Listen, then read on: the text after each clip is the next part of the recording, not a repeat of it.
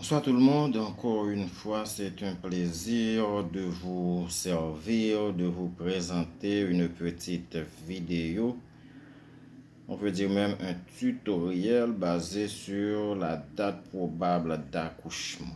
Ok. Là j'ai pris un petit papier et j'ai dessiné, comme vous pouvez le voir, et DPA et DDR. Ok, DPA c'est la date probable d'accouchement et DDR c'est la date de dernière règle. Normalement, pour déterminer la date probable d'accouchement, il faut connaître d'abord la date de dernière règle. Ça veut dire le jour, pour la dernière fois, vous avez votre règle. Pour la dernière fois, le premier jour de la dernière fois. Donc c'est ça, la date de dernière règle. Ok.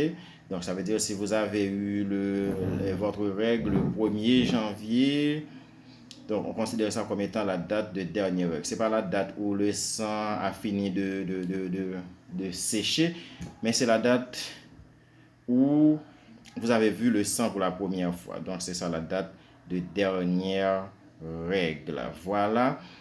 Donc maintenant, nous allons tout simplement vous montrer comment calculer ça, comment calculer la date probable d'accouchement. Quand on dit la date probable d'accouchement, donc on ne dit pas la date exacte d'accouchement, c'est la date probable. Donc ça veut dire que c'est une date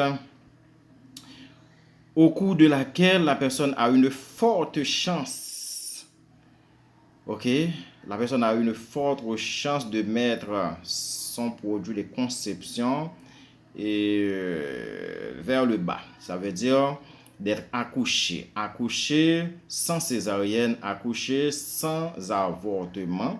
Donc là, on parle de accouchement physiologique. Donc accouchement physiologique, ça veut dire que la personne n'a pas subi de césarienne, la grossesse, a été à terme. Donc c'est là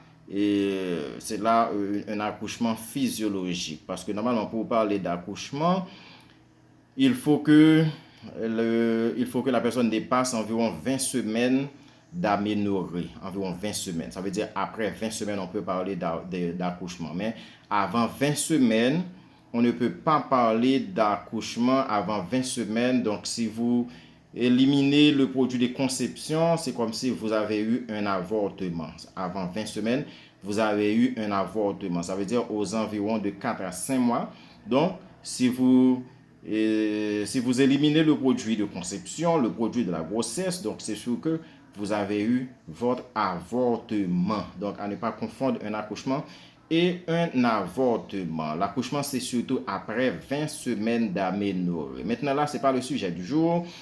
Notre sujet, c'est comment calculer la date probable. Donc, la date où la personne a une forte chance. Comme je viens de vous dire tantôt, ce n'est pas une date qui est prévue de manière exacte, mais c'est une probabilité à ce que la personne soit accouchée. Okay? C'est une forte chance. Et il y a des gens qui sont accouchés le jour même de la date probable. Il y en a qui sont accouchés le jour avant, ou bien 2 jours avant, ou bien 2 jours après, parce que c'est une date probable. Donc là, pour calculer la date probable d'accouchement, comme je viens de vous dire, vous allez avoir ça. Ok, vous allez avoir ça, la date de dernière règle. Donc c'est à partir de la date de dernière règle que vous pouvez calculer votre date d'accouchement. Par exemple là, pour calculer, je dis jour plus 7, je dis jour plus 7, mois plus 9, ou bien mois moins 3, dépendamment du mois de dernière règle. Ça veut dire, à partir du 4e mois, à partir du mois d'avril, on peut dire 4 moins 3. Ok? On peut dire 4 moins 3. On peut dire avril moins 3. Ok? Donc, c'est comme ça que vous calculez la date probable d'accouchement. Et nous avons pris des exemples tangibles pour vous permettre vraiment de bien comprendre et de ne rater aucune astuce de votre date probable d'accouchement. Voilà. Le premier exemple, vous avez une personne avec une date de dernière règle, le 7 avril 2024. On vous demande de calculer sa date probable d'accouchement. Maintenant, sa date probable d'accouchement, vous dites 7, ok, le 7 avril, vous dites 7 avril, 7 plus 7. Maintenant, avril, c'est 4. Ok, avril, c'est 4. Vous dites 4 moins 1. 4 moins 1. Donc, 7 plus 7, ça fait 14. 4 moins 1, ça fait 3. Alors, 4 moins 1. Alors, 4 moins 3, pardon. C'est pas 4 moins 1, c'est 4 moins 3.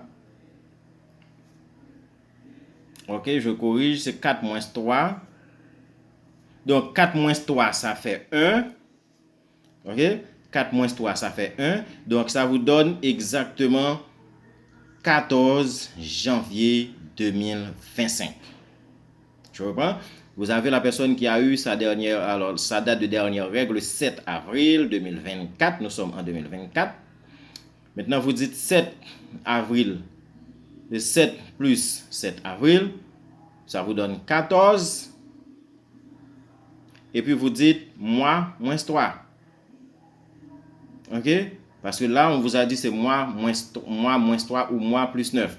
Et si vous dites mois, qui c'est avril, avril c'est 4, moins 3, ça vous donne 1. OK?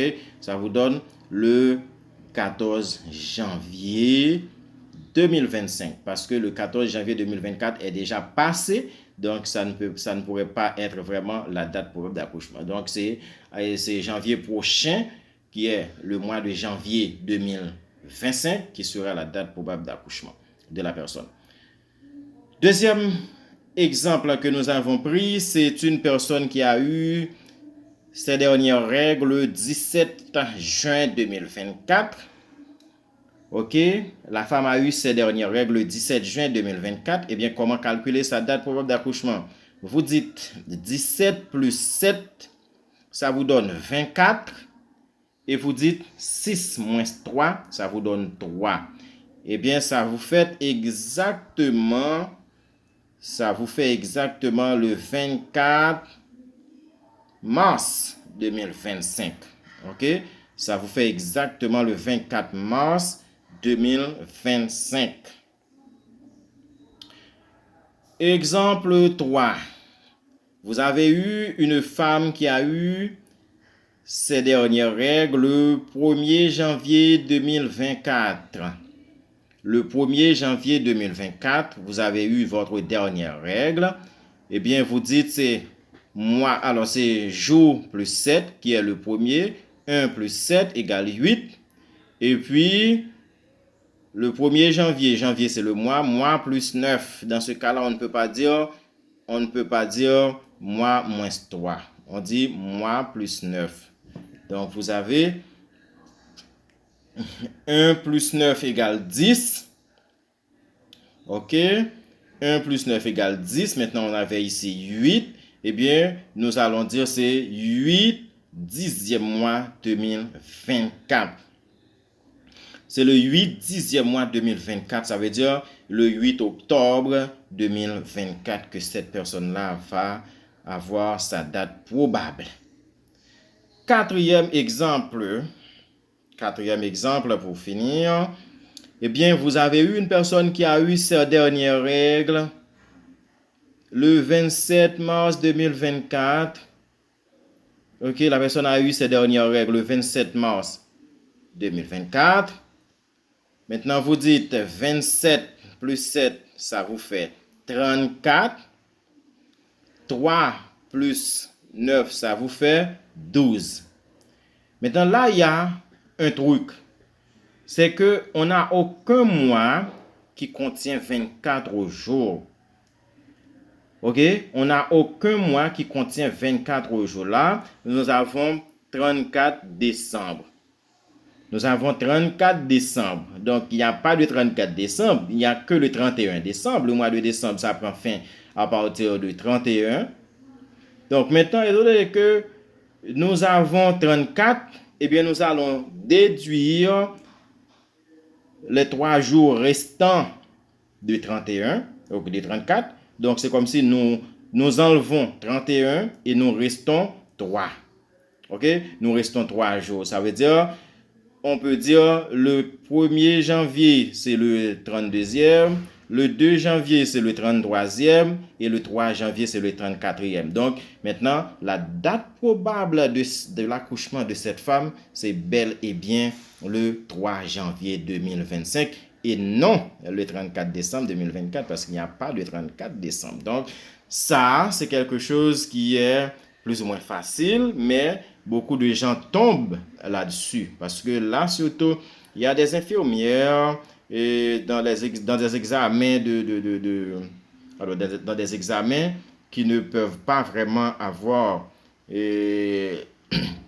alors qu'ils ne réussissent pas vraiment à cette question, surtout lorsque la personne a eu ses dernières règles dans la fin d'un mois. Donc, c'est très facile. Il faut tout simplement déduire la quantité maximale de la quantité de jours normales de ce mois.